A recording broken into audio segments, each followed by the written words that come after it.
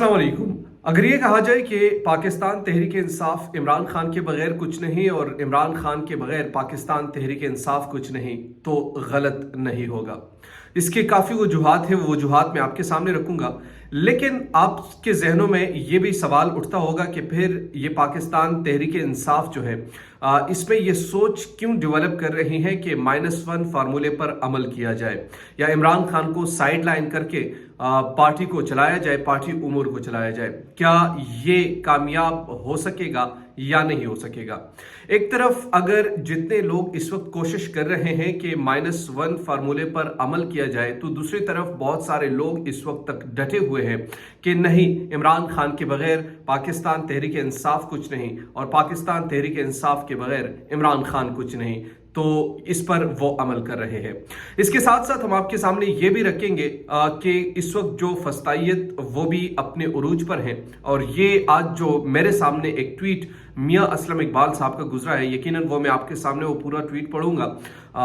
उनके साथ क्या कुछ किया जा रहा है, बाकी दीगर के साथ क्या कुछ हो रहा है, ये एक अलग दास्तान है। एक चीज तो ये भी है कि पाकिस्तान तहरीक इंसाफ ने अपने दौर में भी अपने मुखालफिन को ऐसे ही कुचलने की कोशिश की और ऐसे ही कुछ करते रहे, अब वो भुगत रहे हैं।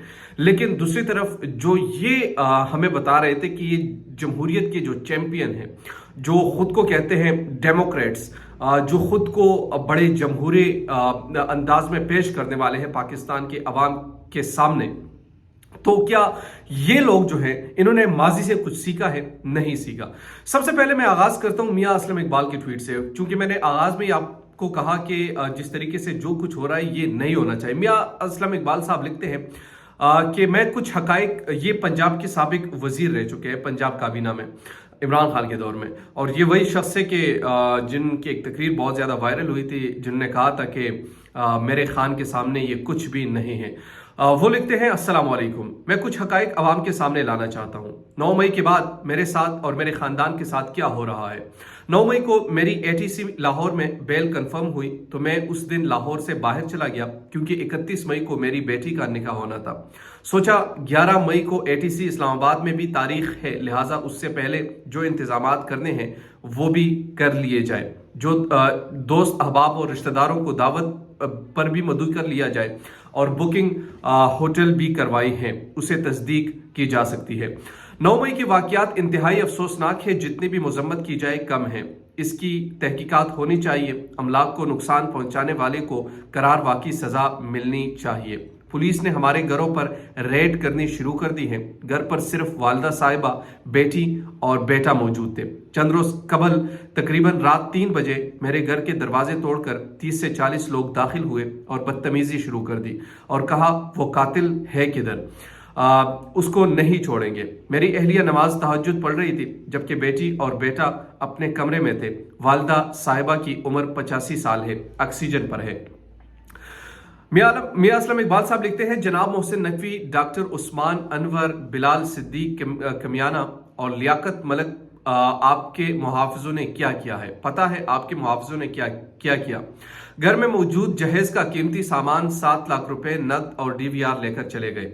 मेरी वालदा साहिबा चीखती रही कि ऐसा ना करो। मुहाफिज ने माओं का एहतराम भी ना किया, खूब बदतमीजी की। मैं आपसे यही उम्मीद कर सकता था कि आप लोग अखलाकियात से इतने नीचे गिर जाओगे, शर्म आनी चाहिए। मैं ऐसे निज़ाम और मुहाफिजों पर लानत भेजता हूं। आप समझ रहे होंगे कि ये सदा ऐसे ही चलता है। नहीं, बेशक हर रात के बाद सुबह, हर मुश्किल के बाद आसानी और हर आजमाइश के बाद सिला है। बेशक अल्लाह सब्र करने वालों के साथ है। बेटी का निकाह मनसूख किया क्योंकि सामान तो मेरे पंजाब के मुहाफिज ही लूट कर ले गए, कोई नहीं, अल्लाह तो है।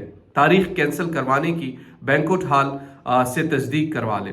लूट मार के लिए घर में दाखिल होते हैं, चादर और चार दीवारी का तकद्दुस पामाल करते हैं और खुश होते हैं। मेरी बड़ी बहनों के घरों में 2 दफा रेड किया जा चुका है। तोड़ फोड़ के साथ जो हाथ लगा मेरे मुहाफिज साथ ले गए।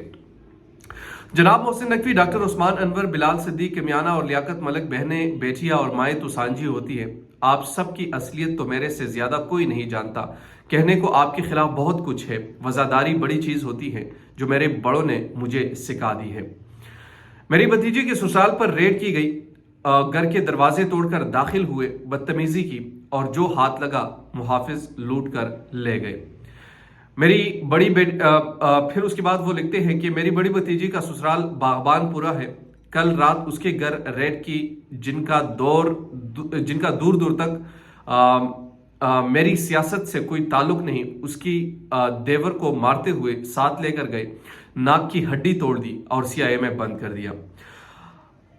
मियां असलम इकबाल साहब आगे लिखते हैं कि बड़े भाई जावेद इकबाल के घर रेड की और भाभी जो कि हार्ट पेशेंट हैं उनको और मेरी भतीजी जो कि डॉक्टर है हिरासा किया और कहा कातिल किधर है, डीवीआर और कीमती सामान जो हाथ लगा वो साथ ले गए।